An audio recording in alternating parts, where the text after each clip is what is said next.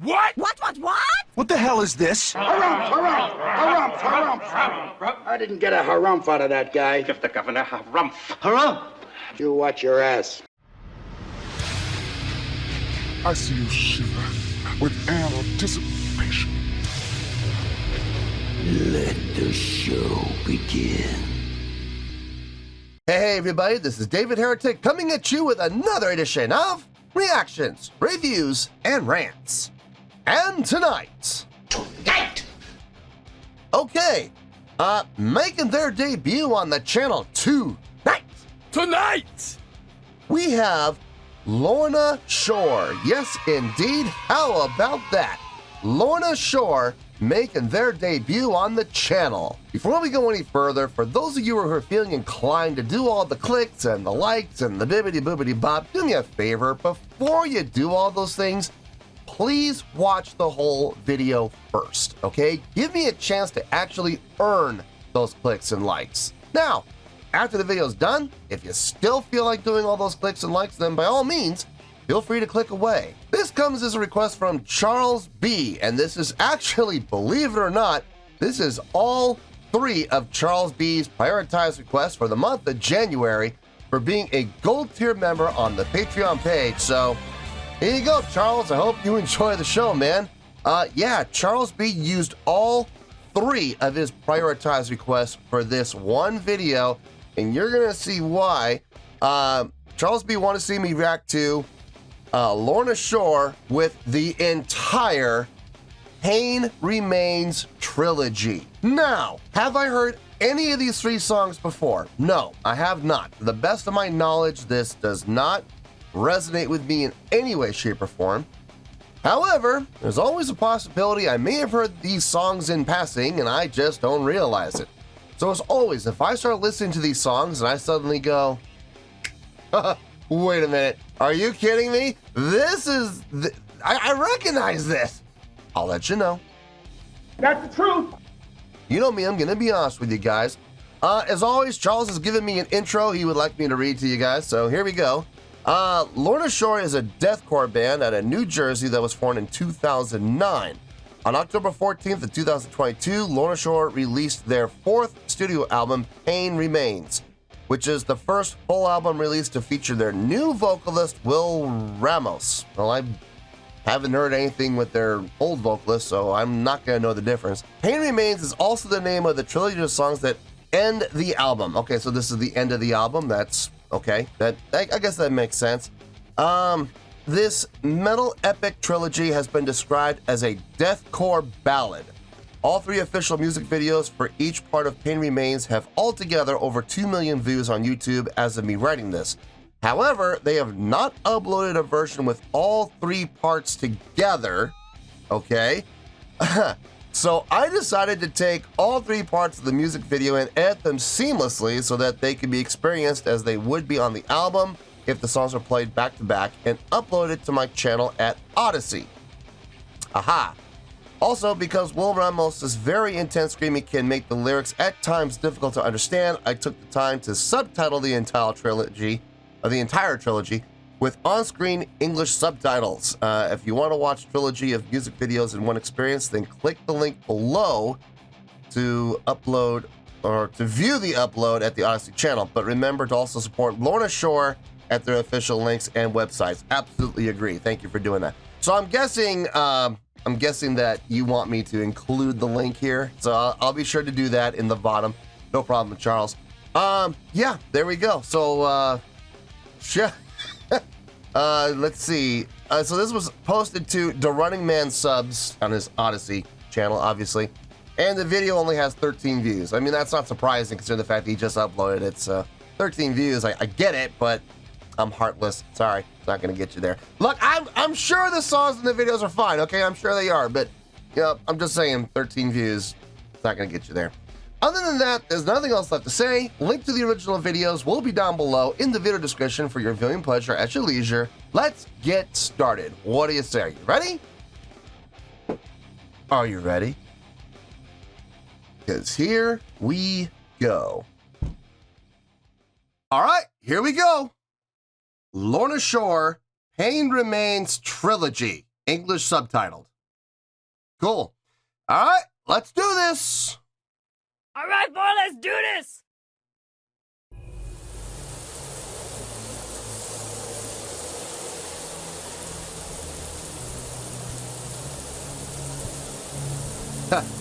You even put a Chiron credit there. That's great. Good job, Charles.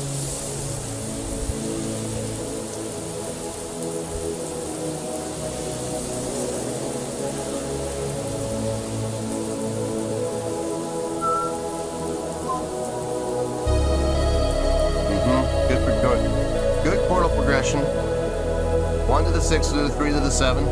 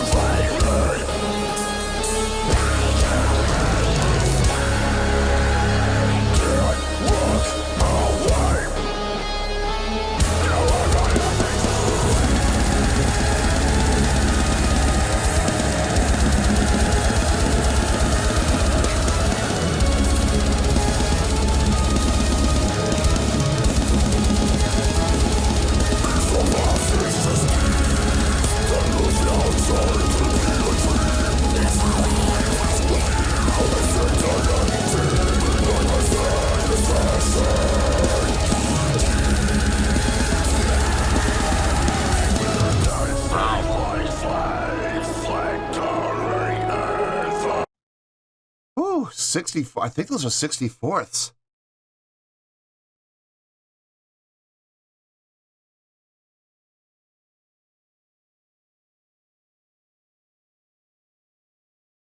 No, 30 seconds. They're 30 seconds.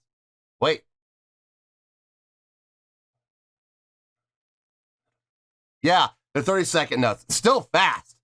Still fast. That double kick is something. Holy cow.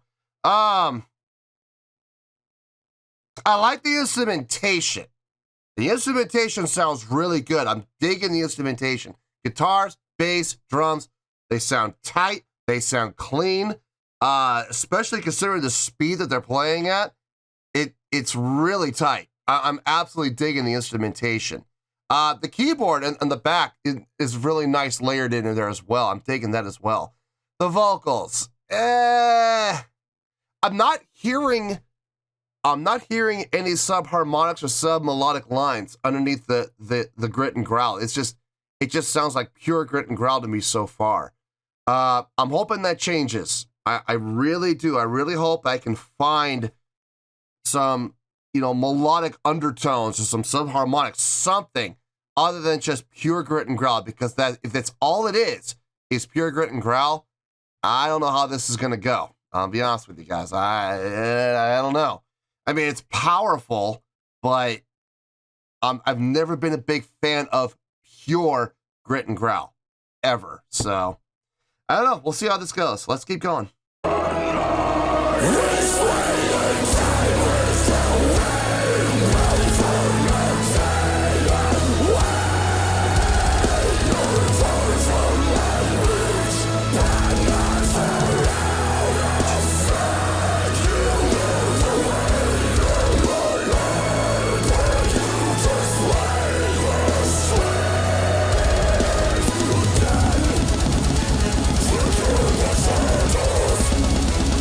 A double time feel, or just be straight from with it.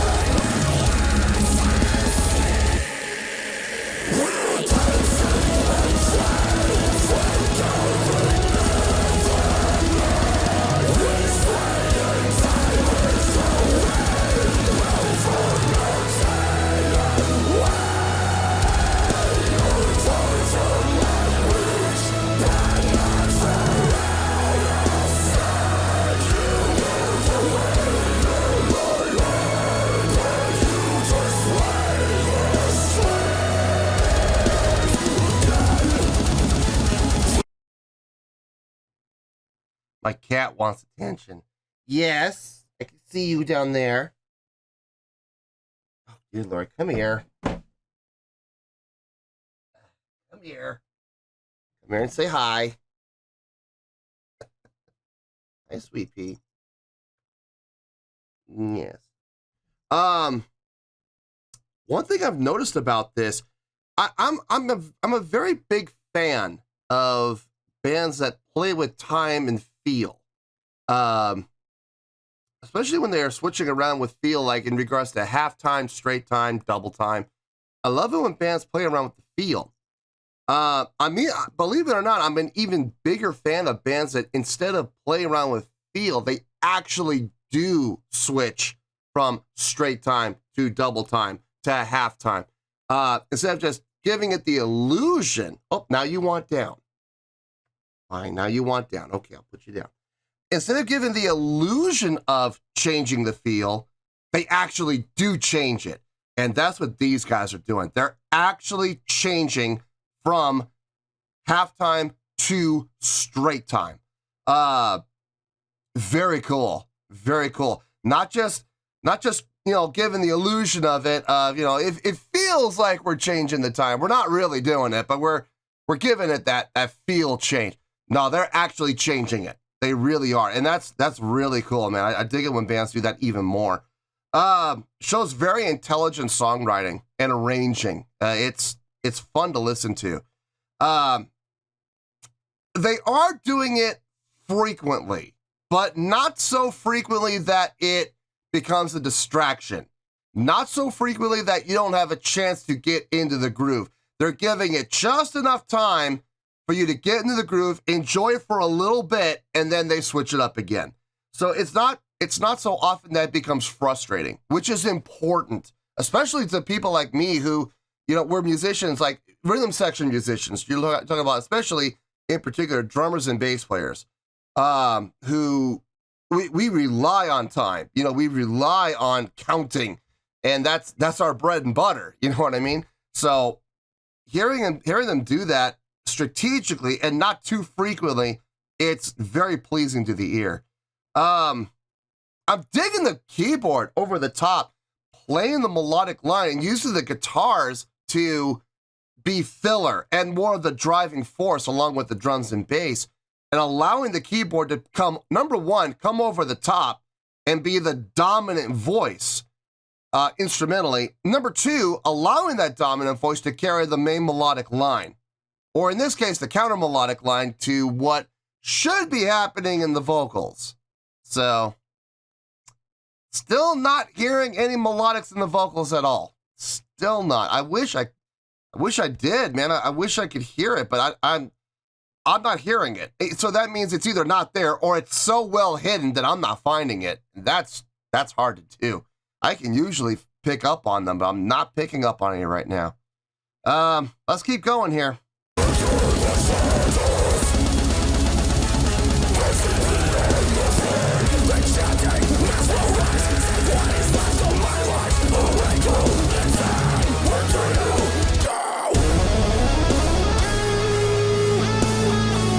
Halftime.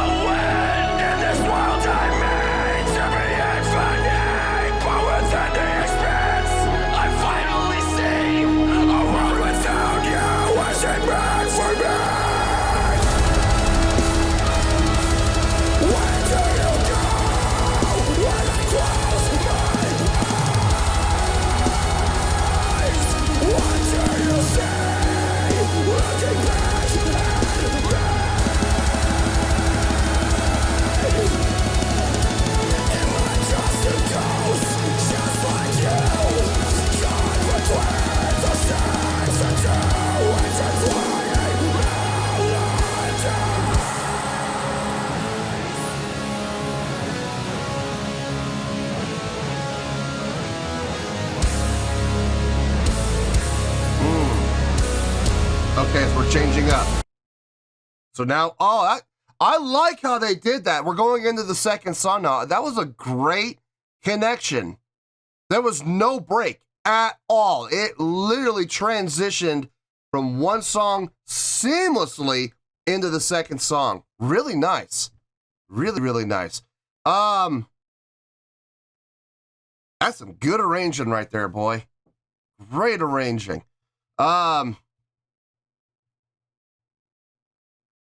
So far, so good. Like I said at the beginning, I'm digging everything instrumentally. I'm getting shades of Soilwork, which is one of my favorite bands. I love Soilwork.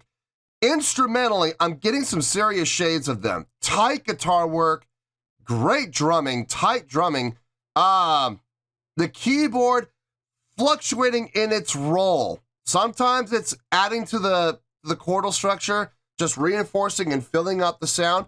Other times it's taking over the main melodic line, and other times it's taking over and doing more of a counter melodic line to what a melodic line would be. It's countering itself because there's no melodic lines being done within the vocals at all. That's the only difference between Soilwork and Lorna Shore that I'm hearing as far as sound goes. The lead vocalist for Soilwork, he has a lot of melodics. Even when he's doing his grit and growl has those subharmonics and those melodic undertones. You can hear them clear as day. He also does a lot of clean vocals. And I'm not hearing any of that in the vocals in this. But other than that, like I said, instrumentally, I hear a lot of parallels. So instrumentally, I'm enjoying the hell out of this. Vocally, not so much, unfortunately. Let's keep going here.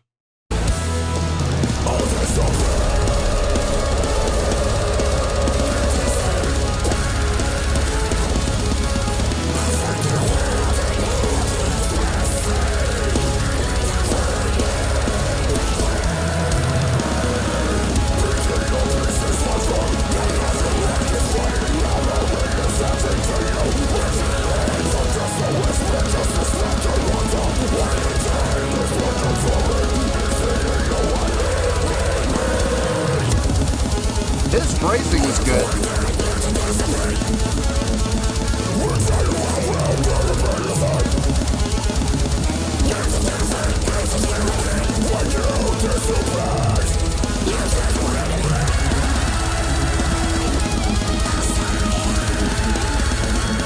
See, there's the piano coming over the top with the harmonic lines, or the counter melodic lines.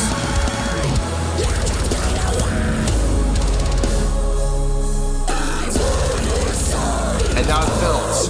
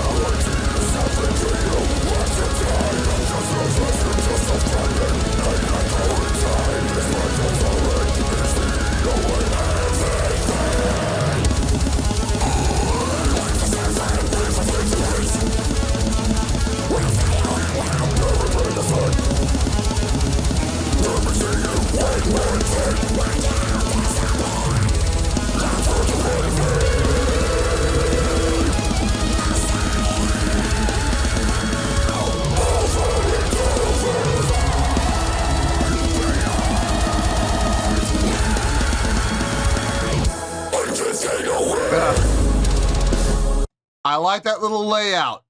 those last two beats for beats 3 and 4. Guitar, bass, drums laid out, gave the keyboard a chance to fill sound, chordal transition, set up for a brand new entry.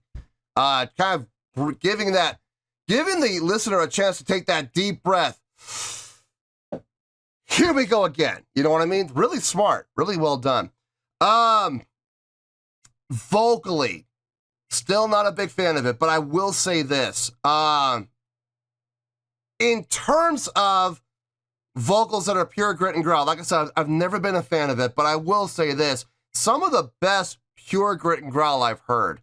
A lot of voice inflections, a lot of changing up in tone. Not in pitch, there is no pitch. But in tone, his approach, his delivery, he's constantly changing it up where appropriate. So it doesn't become too monotone, which is really great. And secondly, his phrasing. When we're in that halftime feel, he's giving himself a chance to elongate his delivery. What he's saying is elongated, and it gives it a chance to kind of fill. And as soon as they switch up to that double time feel, man, he switches up the phrasing. It becomes very short, very quick, very staccato in his delivery. To match that, well, it's not double time. That's the thing. It's straight time. He goes in that straight time feel. You hear it in his delivery. It becomes a lot more staccato, a lot more, I don't want to say hurried or rushed, but you hear the urgency in his delivery. Not to the point where it becomes shoehorned. I can't stand that. No, it's not shoehorned. It becomes more urgent, and you can feel the urgency in his delivery, and that's a good thing. Again, helping to switch it up, helping to keep it from becoming stale. So great job on him for doing it. What he's doing is fine. It sounds great for what he's doing. I'm just not a fan of it. So there's that. But instrumentally, I am absolutely sold on this, man. Absolutely sold on this. Let's keep going. I want to hear that layout again. That was really good.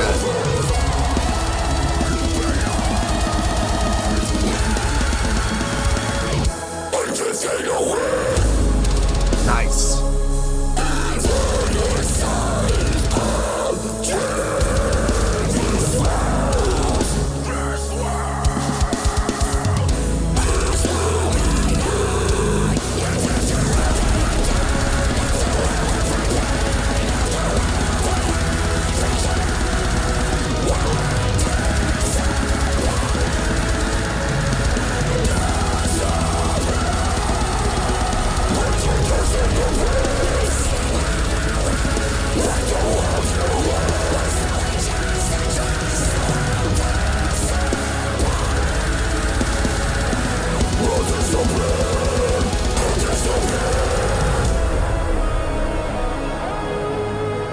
The guitar solo, nice.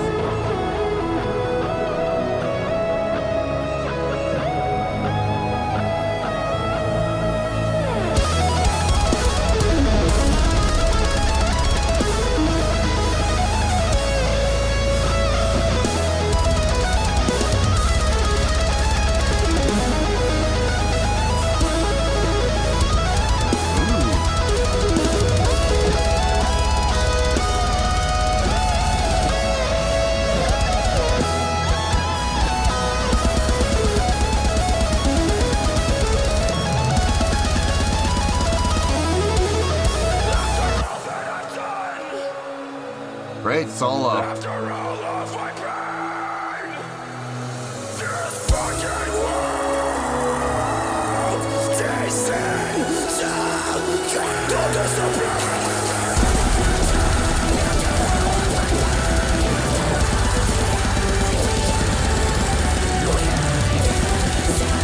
We have a modulation. Nice. We have a nice little modulation there. Let me back it up again. We went from D to E. Really nice. Really, really nice. Very smooth. I almost missed it. They made it that smooth. Check this out. We're in D.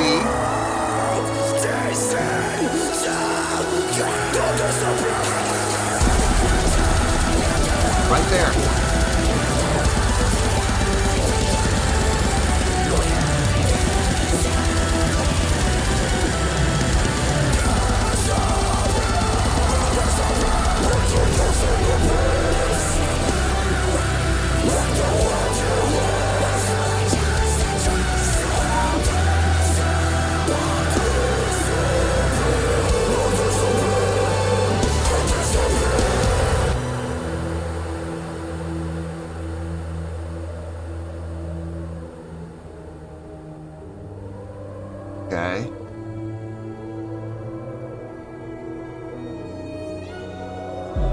Going into an interlude, really nice.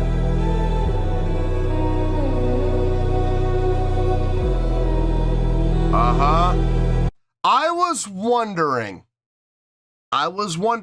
this interlude, is this leading into the third part? Yes, it is. Really smart, really good. I like that modulation. And here's why. It followed the exact same chordal format. Starting on the root, down to the 6, up to the minor third, down to the minor 7. It's a very common, very frequently used chordal pattern in rock and metal. I could name at least 100 songs that use that chordal pattern. It's very common. But what they did there is they followed the same chordal pattern that they were doing prior, but in the key of D. All they did was shift up 2 semitones, 1 full step up to the E, following the same chordal pattern. It sounded really good. Like I said, I almost missed it. It was that smooth, so kudos to them. The transition into the interlude to lead into the third part, very smart.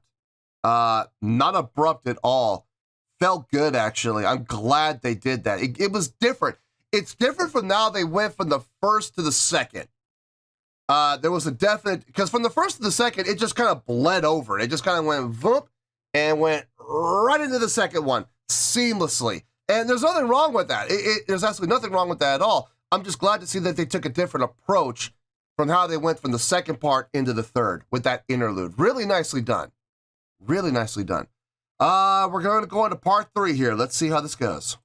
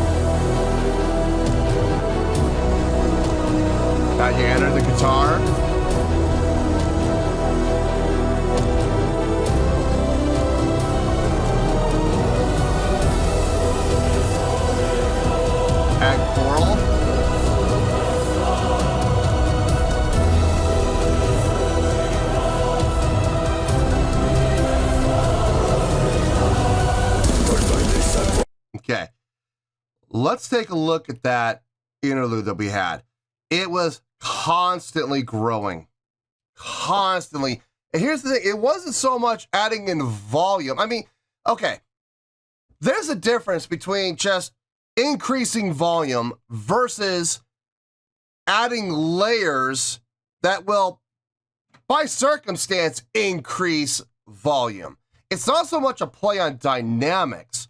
Like if it was just the strings, the voicings that we had at the beginning, and they just, on their own, with no addition of other voices or other sounds or other instrumentation, if we had just had that, and they had increased the volume, they increased dynamics, and they had crescendoed all the way through, that's one thing. But what they did instead is they added layers. They kept adding more voicings. We went from strings, we add the horns, we added that chunking guitar, that chugging guitar. We added the chorale. We added the choral voicings. You just constantly added voicings, which by default increased the volume level, increased it by purely default, not by an attempt to intentionally increase volume through just a crescendo. Very effective for those two reasons. One, it did increase the volume by default, and two, it filled out the sound. It increased the layers, the numbers of flavors that we had added to it. you didn't just have, okay, I'll equate it to this. You didn't just have a bowl of vanilla ice cream. You know, you started with that, right? But instead of adding more scoops on, you added your chocolate sauce, you added your sprinkles, you added your whipped cream, you added your cherries, you added this and that. And you built up on that to increase the number of flavors that you had within that one thing. Rather than amount of the single thing, you added 4 or 5 things to it. Now, which is better? It depends on your point of view, I suppose. It depends on what you personally like. Some people like just more scoops of ice cream. Some people like adding more things to it.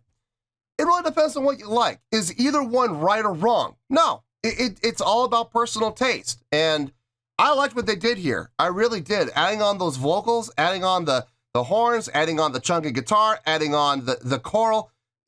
I loved how they did that. And they built it and built it and built it to the entrance, the entree, as they would say. Anyway, let's keep going here. Let's see how this goes.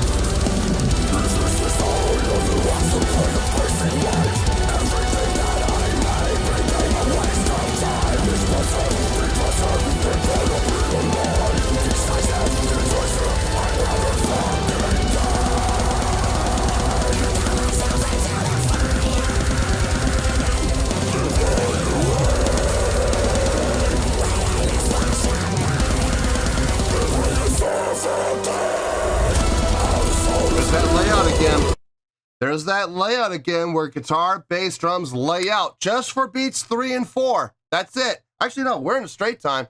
So they lay out for a full measure. 1, 2, 3, 4. We're in that straight time. I think. Let me check.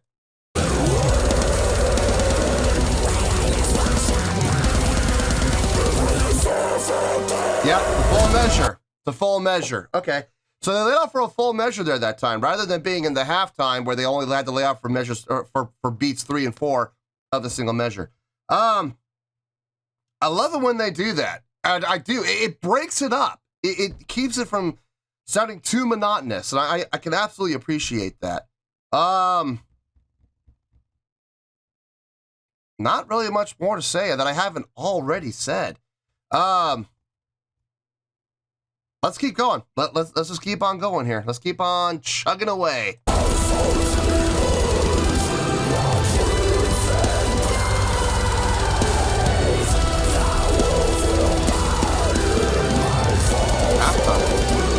But with that double kick, it's a little bit,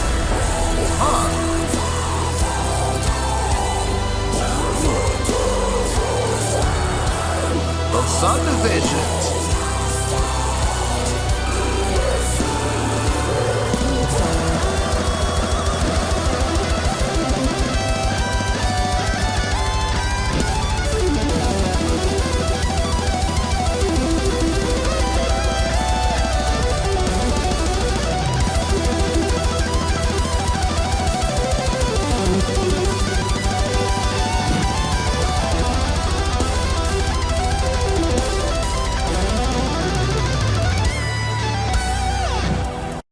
Playing with that 6/8 feel. Oh, yeah.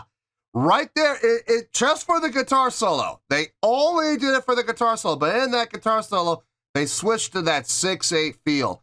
That was nice. Really nice. I love it when bands do that. I love it when bands play the 3 against the 4. You could count it either way. You could count it in the 6/8 or you could count it in 4/4. Either way, it's gonna all add up. It depends on how you're feeling it. If you're feeling the 3, you go with the 3. If you're feeling the 4, you go with the 4. Either way is acceptable because they're both being utilized. I love that. Absolutely love that. Let's keep going. I'll turn this world to a sea of flame. Forsake the crowd and let it burn. You were nothing but a shackle. Now I can breathe. Let this fire run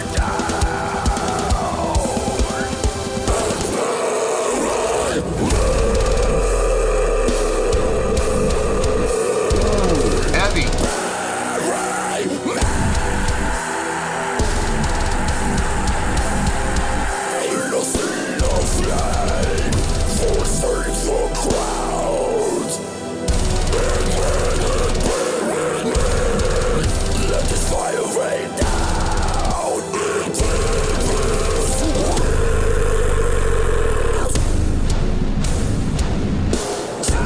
Okay.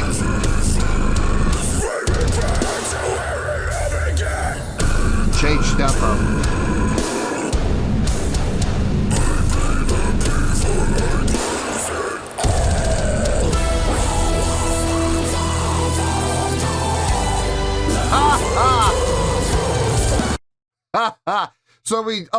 So for a brief moment, for a little while there, we actually dropped tempo. We actually changed the tempo itself, the tempo of the speed of the song. We actually slowed it down just for a few measures, not for too long. And then we brought it right back up again with absolutely no acceleration. It didn't happen gradually. It wasn't on a curve. It literally went, we're at this tempo, drop it straight down to the slower tempo. We went for a while, and then we brought it immediately right back up to where we were and continued on. A little abrupt. It is a little abrupt, but I think they did that on purpose for effect. If they had taken more of a curvature, if they had slowed it down gradually and then sped it up gradually, would it have had the impact? I don't think so. I don't think it would have had the impact that it did. So they definitely made the right call. And that's weird coming from me because I like it. I usually like it when you can feel the decelerando and you can feel the accelerando. I like it when you can feel it, but in this situation, having it be abrupt and sudden like that, yeah, I think it was the right call. Let's keep going here.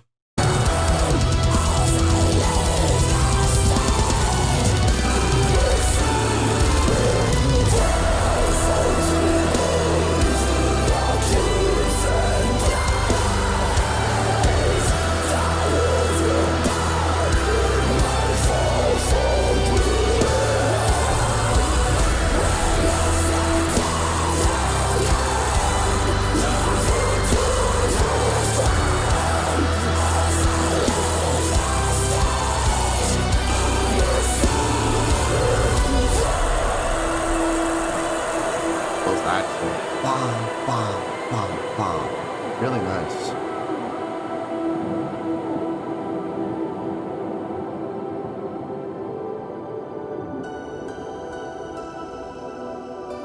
Keyboard taking over.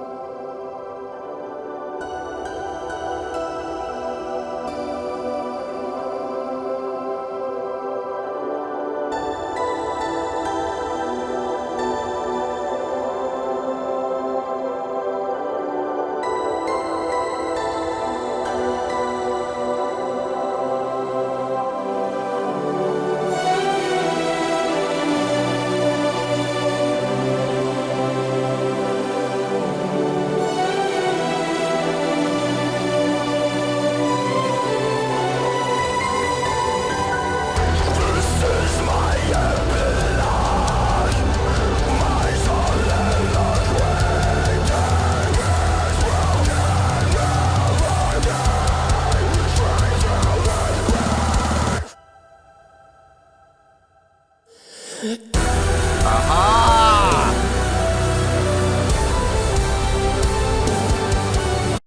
I like that.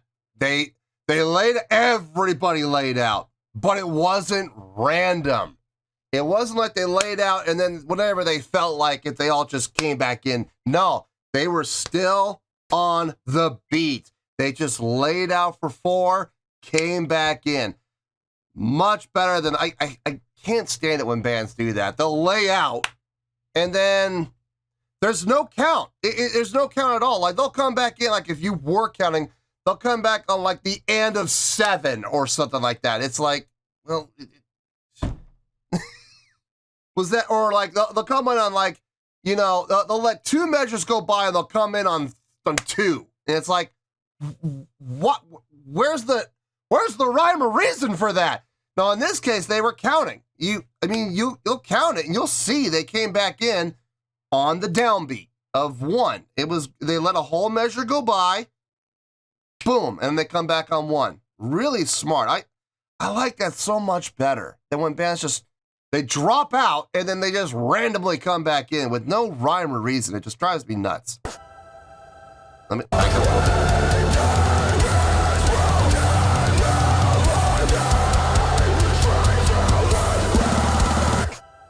2, 3, 4.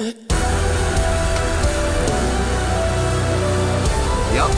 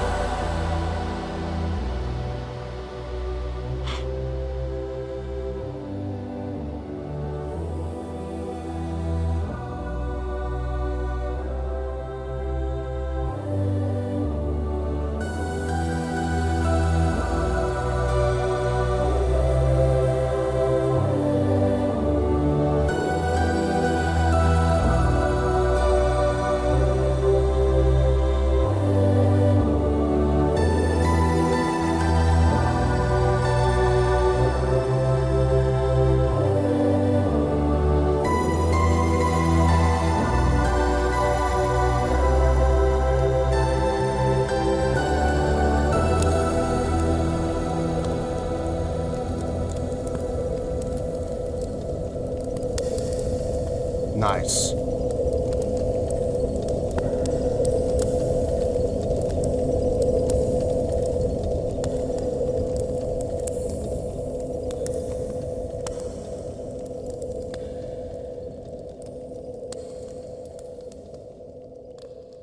Oh, credits.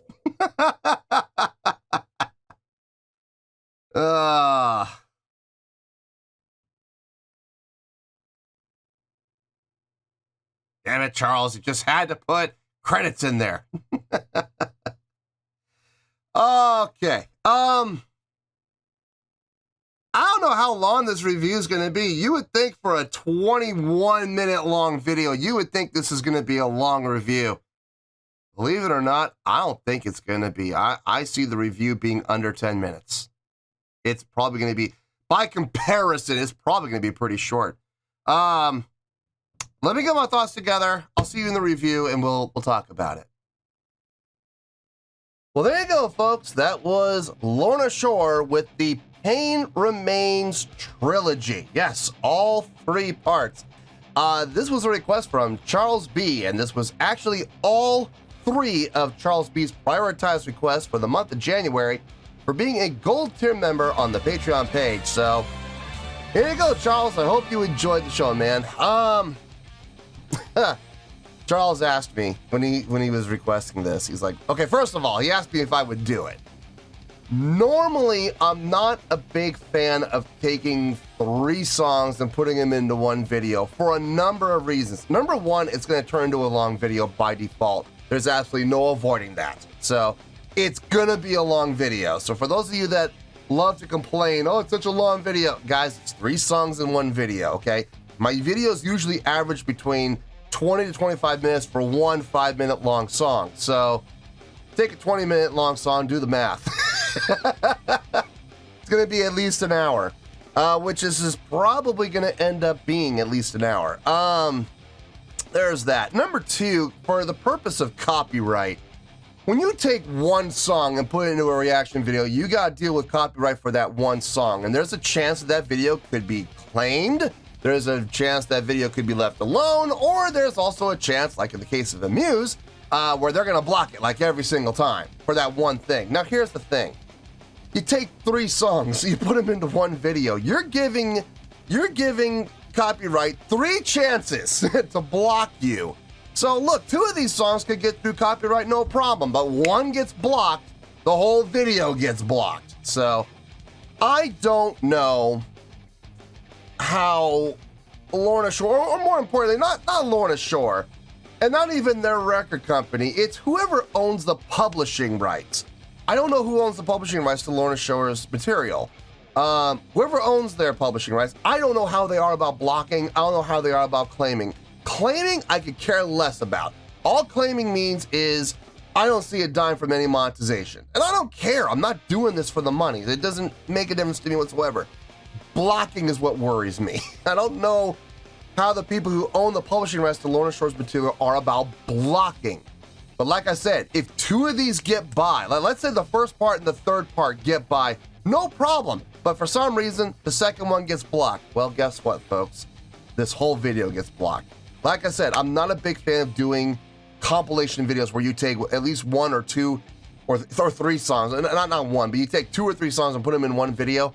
I'm really not a fan of that. I'm really not. But like I said, Charles said he would use all 3 of his prioritized requests for this one video, so I said, okay, fine, I'll do it. You know, I'm gonna do what I can to make these guys happy and make you guys happy in return. So hopefully this gets by copyright. He also asked me how I'm gonna score this. Am I gonna score each song individually, or am I gonna do it as a combined score? I'm gonna do it as a combined score, as I explained to Charles. The reason being is because it is a trilogy. All 3 songs are connected, and all 3 songs play out a single story, a single movement. So I mean, well, not a single movement, but a single entity. So I gotta score it as one. You know, I have to. I don't have a choice.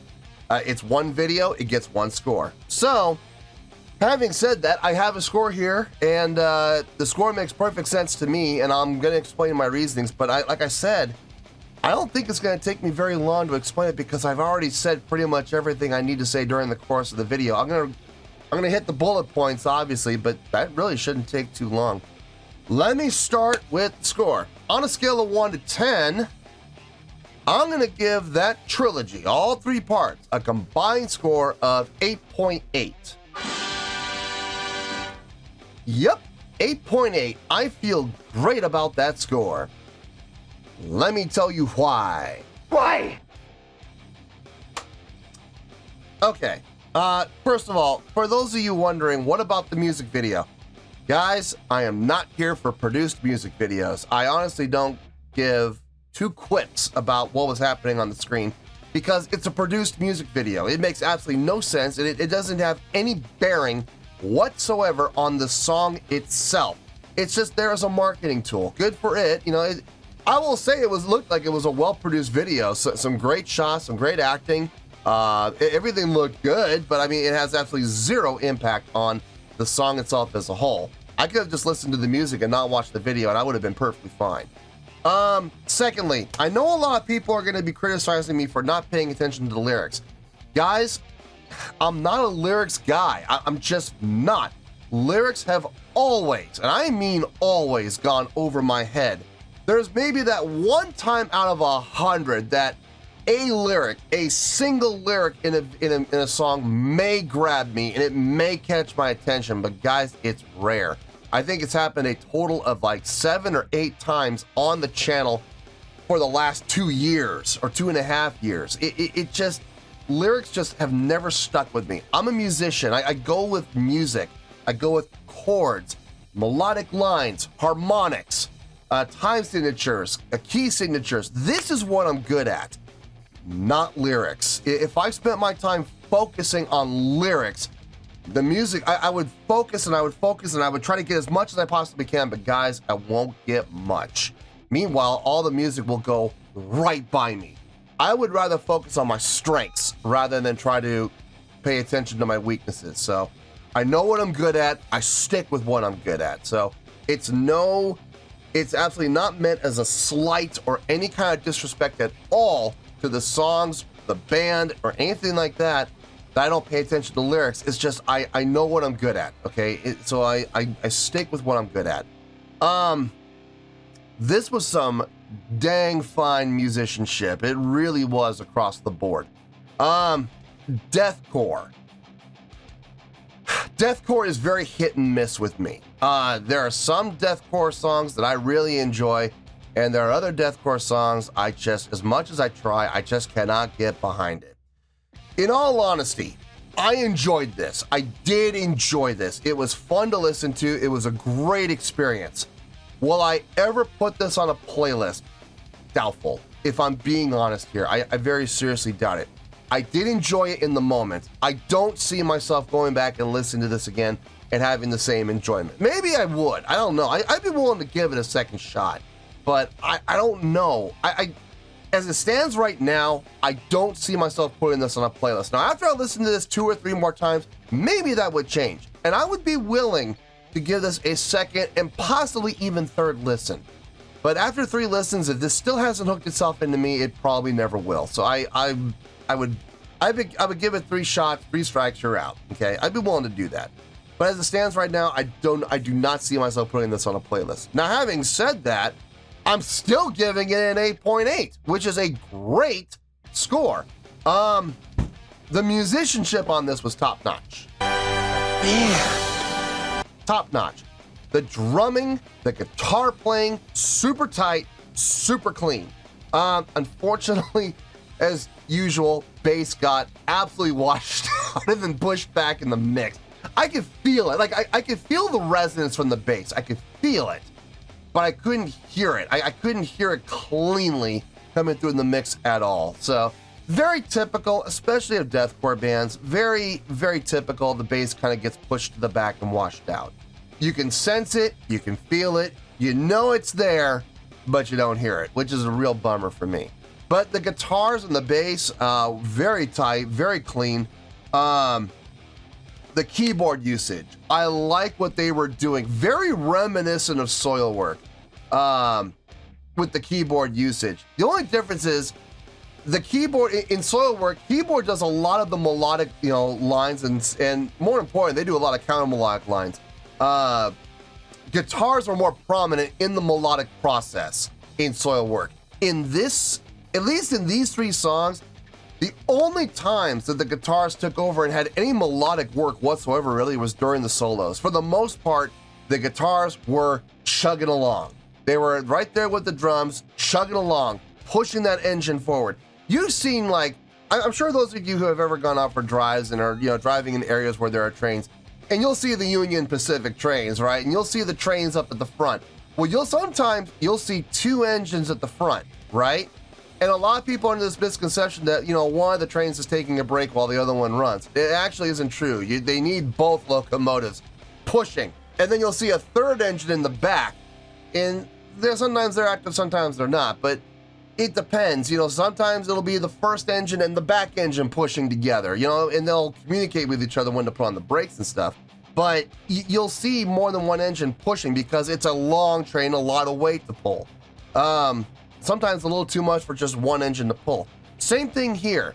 You got the drums chugging away. They're setting the tempo. They're setting the feel more than anything. And the guitars are really kind of helping with the tempo and pushing this along. You know what I mean? So they were working in tandem together, which really kind of gave the keyboard the opportunity and the job for more than it became the keyboard's responsibility to cover the melodics and cover the harmonics and cover the counter melodics. So I liked it. I like what they were doing there. I like the fact that the keyboard had a chance to kind of shine here and really, kind of carry the song melodically. The band. I love the layouts, man. When they were, and it happened in part 2 and in part 3, where they had that part. In part 2, it's funny because they were at the straight time. So they only laid out for 3 and 4. They only laid out for beats 3 and 4 of a single measure. While in the third movement, they were in that halftime, and no, other way around, I'm sorry. Second part, they were in halftime, and they laid out for beats 3 and 4. In the third part, they were in straight time, and they laid out for an entire measure, beats 1, 2, 3, and 4. The thing is, you add them together, you put them on top of each other, it's the exact same amount of time. Because in halftime, you only need beats 3 and 4, while in straight time, you need the full measure to equal the same number of beats. It's weird how it works out. It's fun. If you know theory, you know what I'm talking about. If you don't know theory, remember it's halftime. So it's, 3 and 4 and would be 1, 2, 3, 4. You know what I mean? It's theory. What else was I gonna say? Okay, vocals. Let's just get to the elephant in the room. I did not like the vocals. I'm sorry. I just didn't. There was absolutely no melodics, no subharmonics, no melodic undertones whatsoever in the vocals. They were pure grit and growl. I'm not a fan of that. I never have been. I never will be.